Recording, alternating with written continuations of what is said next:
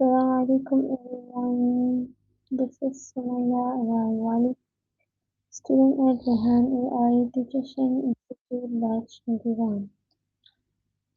Today we are diving into a topic that affects every part of our lives, and that is emotional intelligence. Understanding emotional intelligence is not just about knowing your feelings, it's about using that knowledge to improve relationships, decision making, and even your career. So today I'm here with Miles from CCM AI, who's going to help us exploring this fascinating topic.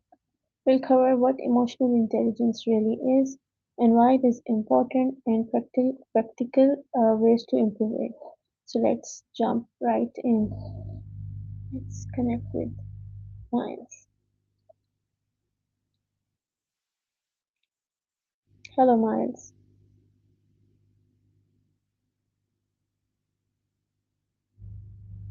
Miles. Gotcha. You were just gathering your thoughts. No worries. Hey, I was just reading about something that made me think of you. A new trial comparing quick activity breaks and social media breaks for studying. Apparently, it's looking at which boosts focus more.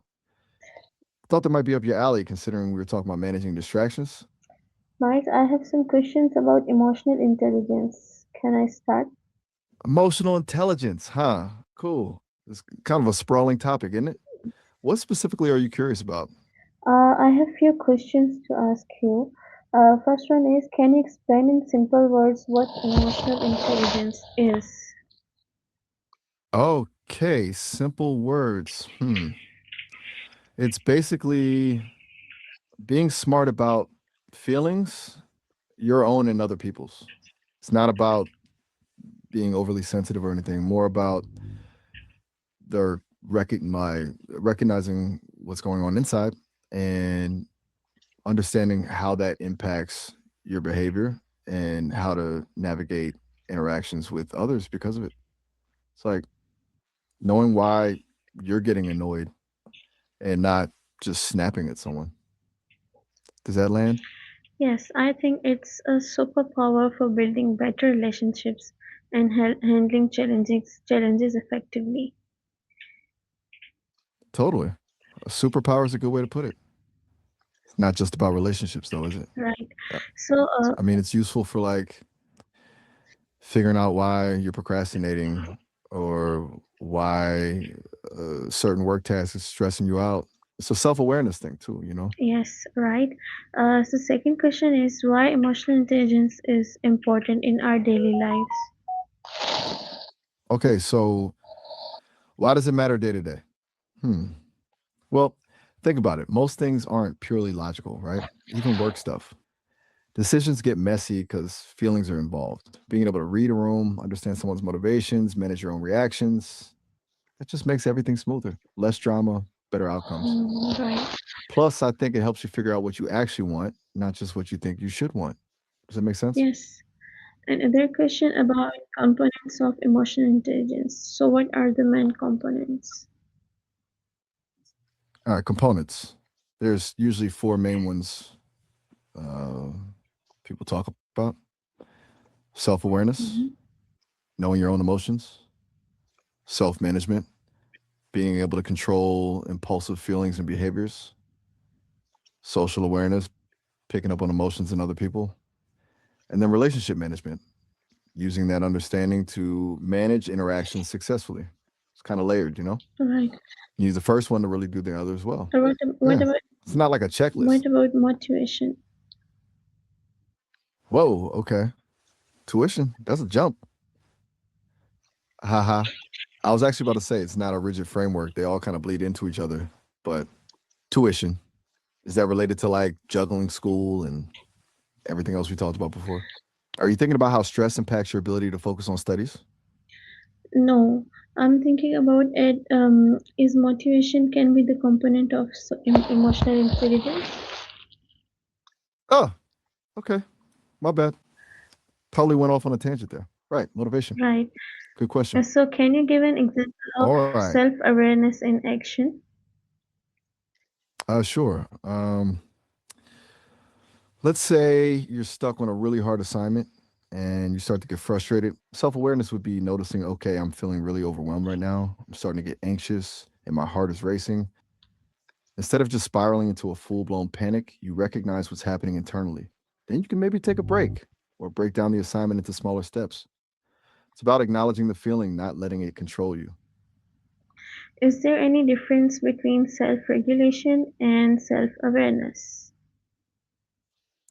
Yeah, there is, and it's easy to get them mixed up. Self awareness is noticing the emotion, like we just talked about, recognizing I'm frustrated. Self regulation is what you do with that information. It's actively managing that frustration. It's deciding, okay, I'm frustrated, so I'm going to take 5 deep breaths before I respond to this email, or I'm going to go for a walk. Awareness is the first step. Regulation is taking action. Does that distinction make sense? Yes, that sounds great. Another question is about how does emotional intelligence affect personal relationships? Oh, massively. It's huge for relationships. Think about it. If you can understand your own needs and communicate them effectively, that's already a win. But if you can also understand your partner's or your friends or even your kids' emotional state, that's when things get really good. It builds empathy, it prevents misunderstandings, it helps you navigate conflict without it turning into a blow up. It's a whole different ball game, you know? This is insightful. Another question is about does it help in parenting? Oh, absolutely. I mean, parenting is like a constant emotional roller coaster, right? Mm. Being able to regulate your own emotions is like huge. You don't want to be yelling when your kid is already upset, and but also being able to understand what your kid is feeling, even if they can't articulate it, and responding with empathy, that builds trust and a secure attachment. It's not a it's not about being a perfect parent. It's about being a present and emotionally attuned with them. It's tough though, right? A lot of it is learning as you go. That sounds great. Miles, I have another question about friendships. Does it work in friendship? Definitely. Probably even more subtly than in romantic relationships, honestly. With friends, emotional intelligence, it's about being a good listener, being supportive without being judgmental, knowing when to offer advice and when to just be there, recognizing when a friend is struggling, even if they're trying to hide it. It's about creating a safe space for vulnerability. Good friendships are built on that stuff, you know? Right, this is interesting. So, Miles, how it works in professional life? Oh, professionally, it's practically essential.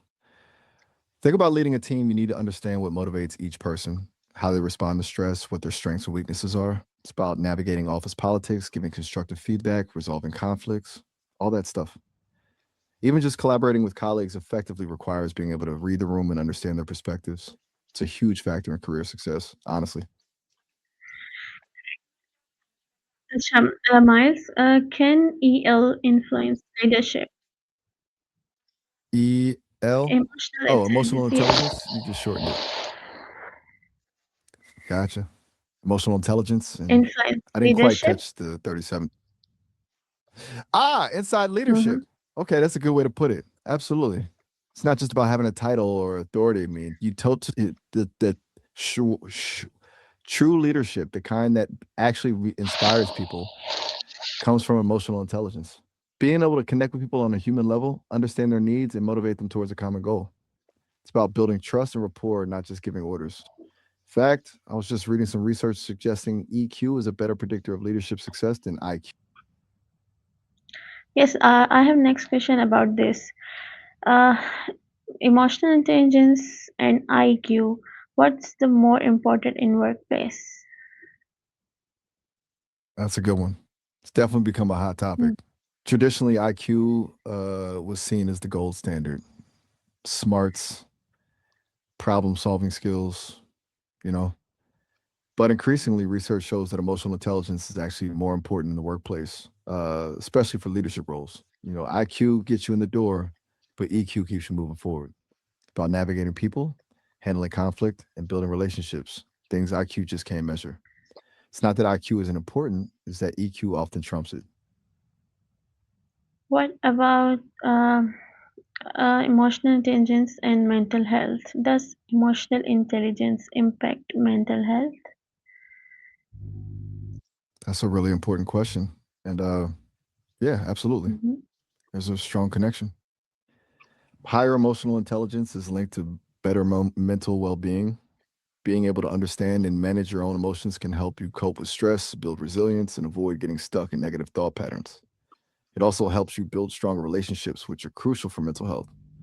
Conversely, lower emotional intelligence can contribute to anxiety, depression, and burnout. It's kind of a feedback loop, you know? Right, Miles. This is really great to hear. I have few more questions. But how does emotional intelligence improve communication? Okay, communication.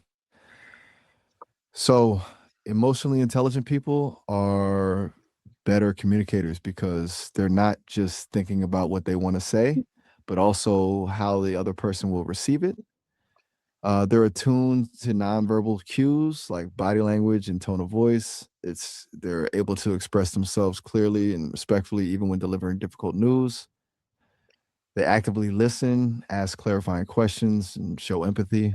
Basically, they make the other person feel heard and understood. It creates a more open and productive dialogue. Are there any tools or exercises you recommend? Oh, yeah, plenty. There are formal assessments like the Mayer, Salavi, Caruso Emotional Intelligence Tests, or MSCEIT, but those can be pricey. For practical exercises, journaling is huge. Just writing down your feelings and reflecting on them can build self awareness. Practicing active listening, really focusing on what someone is saying without interrupting, is great. And there are tons of mindfulness exercises out there. Even just a few minutes of deep breathing a day can make a difference. I stumbled across a great one just yesterday, a 2026 trial comparing 2-minute physical activity study breaks against social media breaks to boost executive function.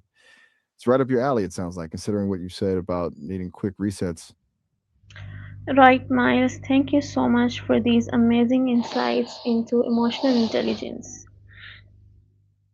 You're very welcome. I'm glad you found it helpful.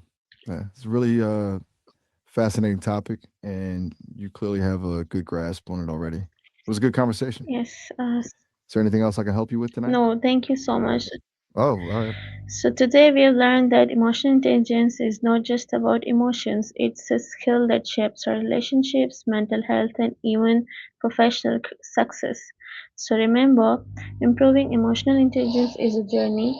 Start small with awareness, empathy, and reflection. And don't forget to practice daily. It really pays off. Wow. So this is Sumaya. That's a really lovely way to wrap. Yes, so this is Sumaya AI Wali signing off. Allah Hafiz.